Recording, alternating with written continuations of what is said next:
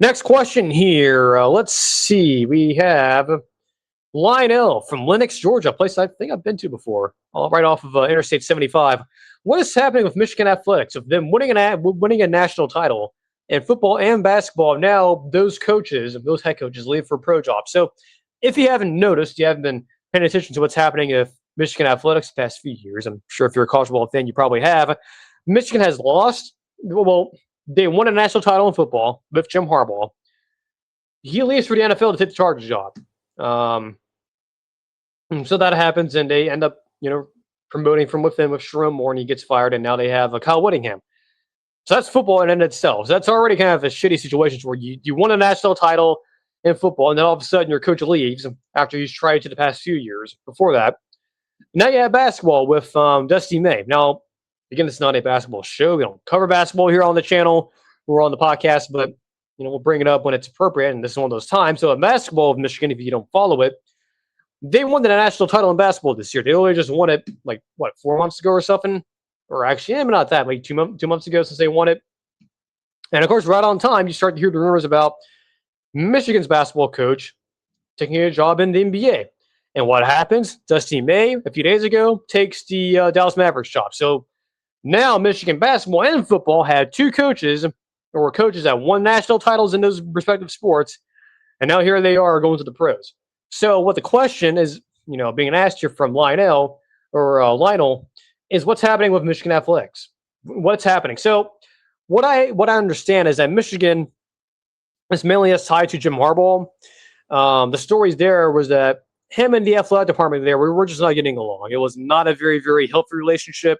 A lot of folks claimed that, the NCAA investigation was trying to get at Jim and try to force him out because they wanted to fire him during the 2020 season, but they couldn't because he won, it was 2020. And I think there was a little bit more forgiveness there. I don't know if that's really true or not, but I don't know if it's, to me, at least if you're looking at this from a 50,000 foot perspective here, I don't necessarily think this whole issue of Michigan is just Michigan itself. I think this is more of an issue of college athletics. And I think you're seeing this of both in football and basketball, with the fact that there's no organization, whether it's with NIL or used to the transfer portal. Now there is some control now. The chaos with the coaching carousel. It's just those factors alone. The fact there is no governing body around the sport right now is that you're going to see more folks, either both in football and basketball, or I guess both in football and basketball, either go to the pros, like you saw with Harbaugh and now Michigan's basketball coach, or just flat out retire.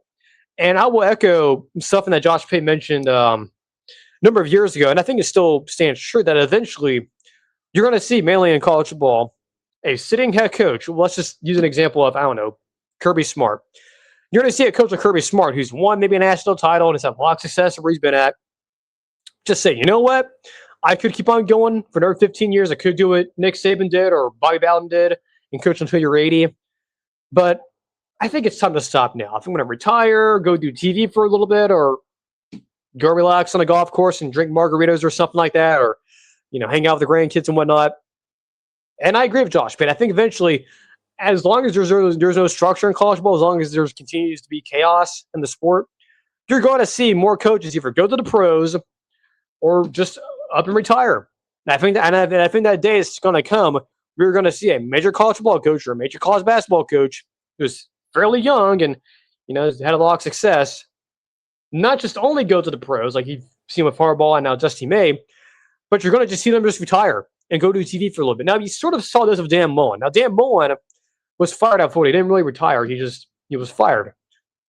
But you saw this with Dan Mullen. I think Josh Pate has brought this up too in the past, where Dan Mullen could have very easily, after he was fired from Florida, could have very easily got back into coaching. There was a lot of jobs and a lot of schools at the time you probably wanted his services, right?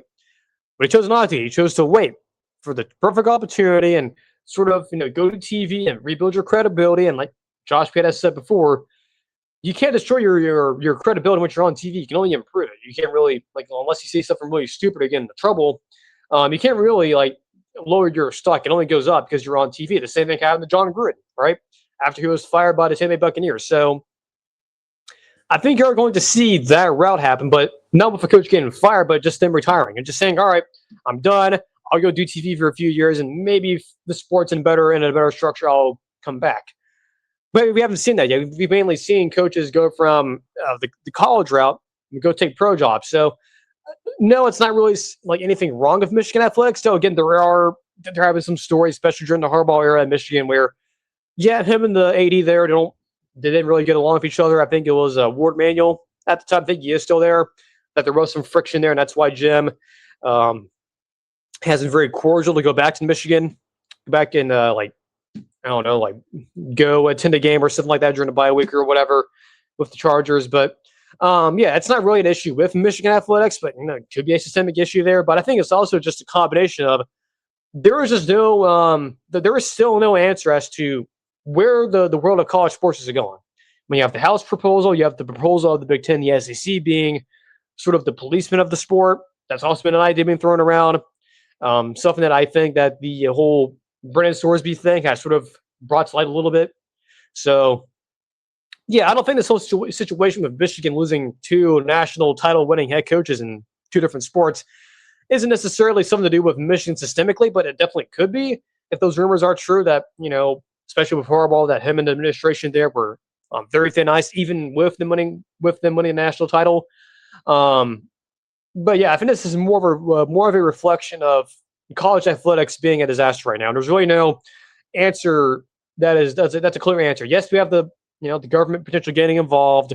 Yes, there's potentially the Big Ten, the SEC commissioners being the 2, the quote unquote policemen of the sport. That's an idea that's been out there for a while. So I don't know, but no, I don't think it's really an issue with Michigan by itself. I think it's more of a reflection of where the sport is in terms of structurally. So again, thank you, Lino, there for the question.